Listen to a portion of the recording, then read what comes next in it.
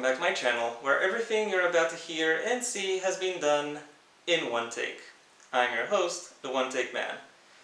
41 years ago, in a world that would go on to define what most people think of when they hear the words urban fantasy, a boy was born.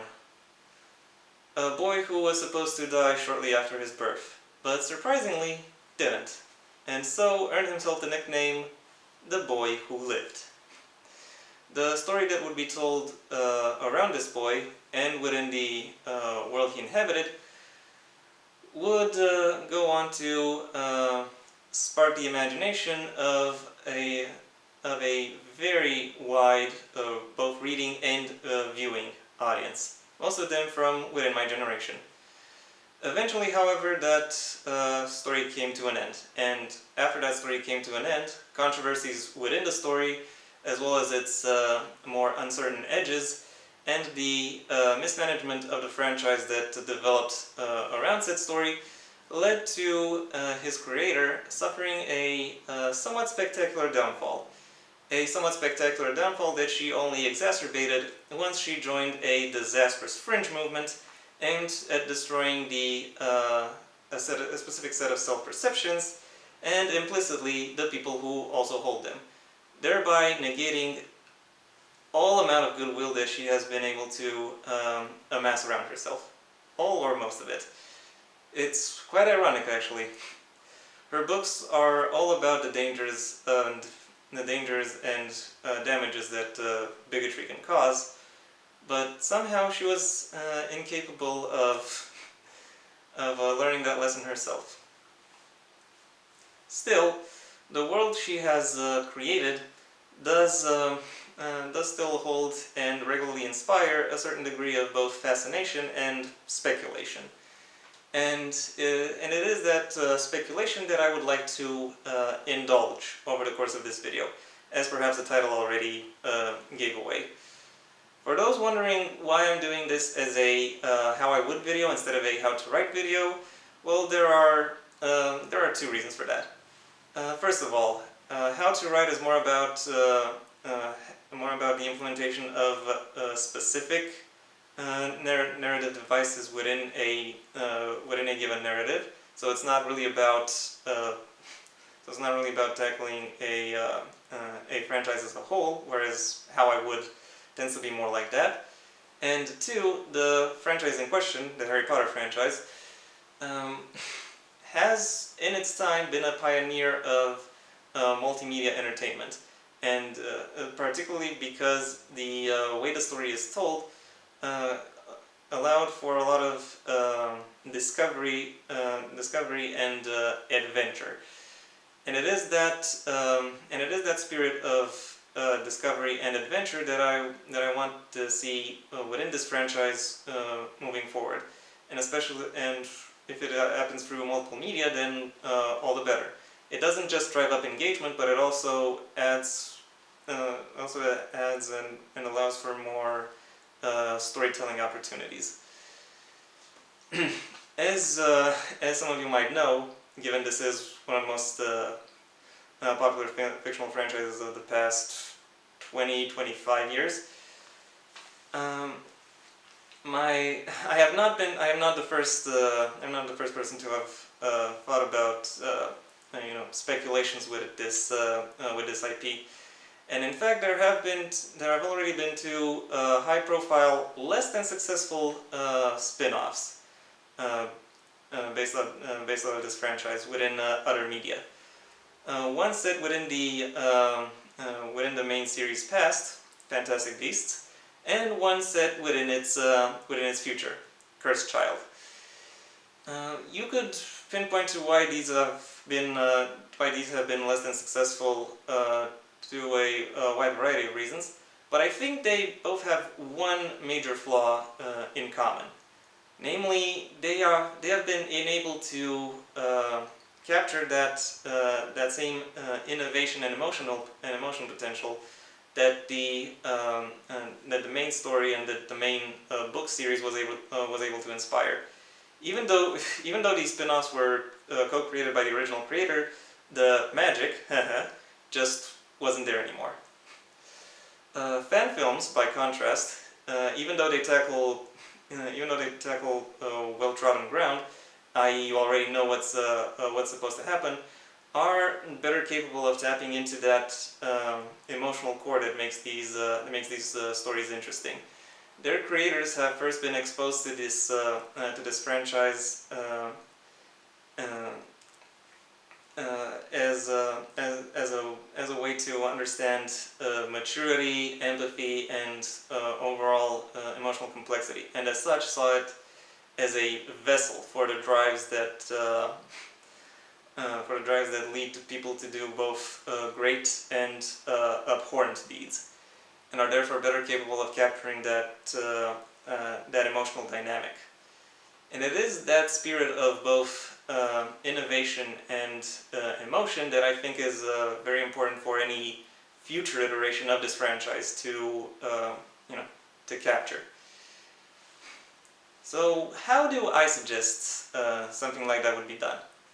Well, my elevator pitch for it would be to set the next step of this franchise 50 to 70 years past the events of the main heptalogy of the main 7 Harry Potter books, with the main trio of those books, Harry, Ron, and Hermione, all holding positions of power and influence within Wizarding Society, or Wizarding Britain, but would otherwise just be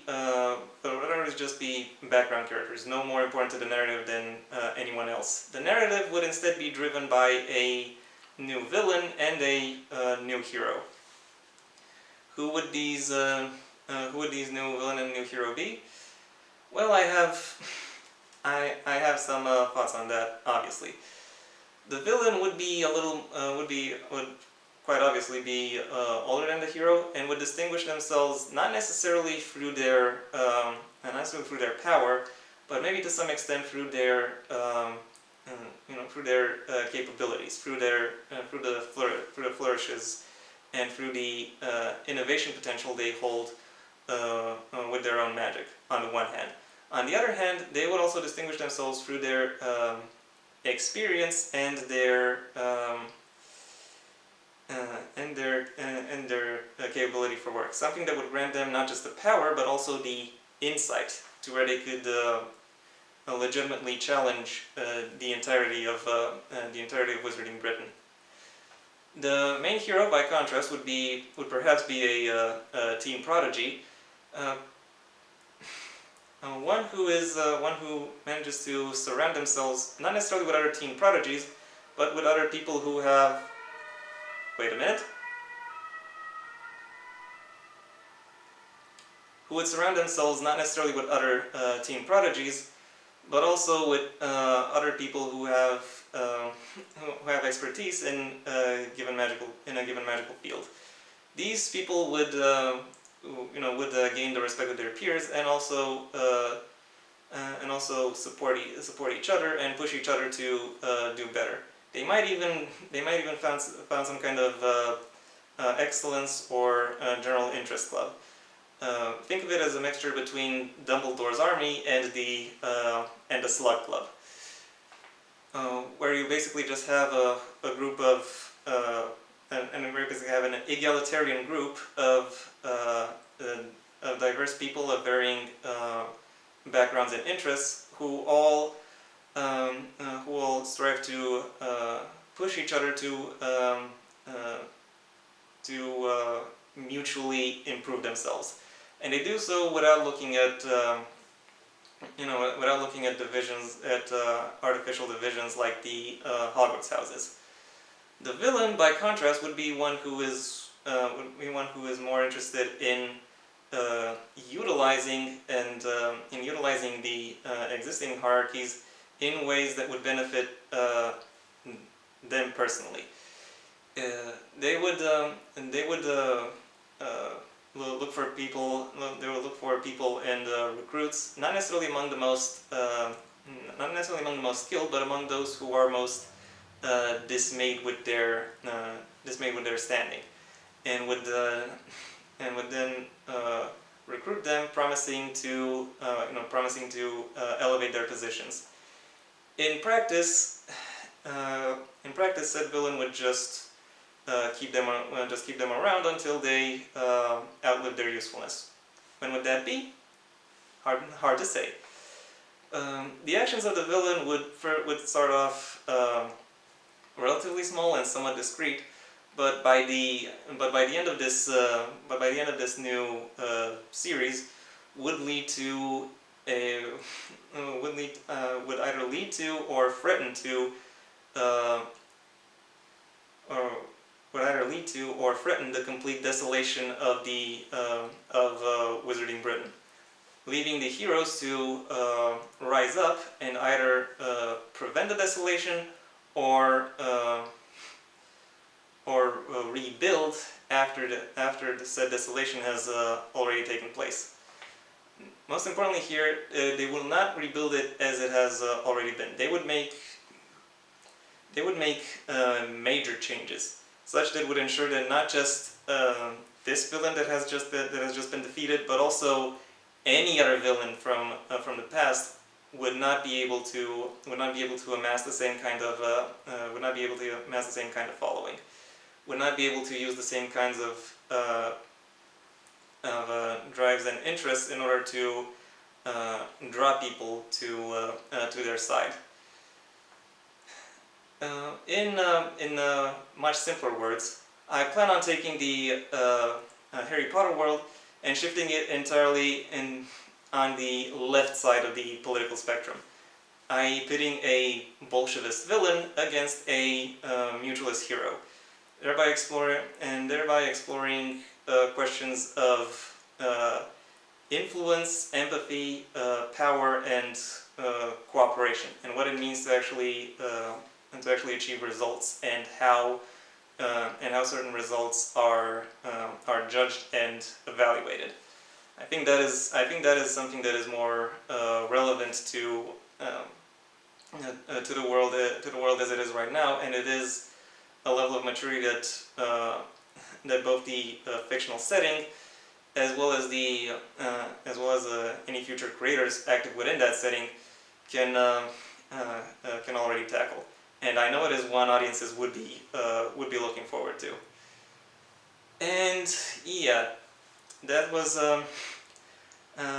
my suggestion. This is what I would do with the Harry Potter franchise if its future were my responsibility.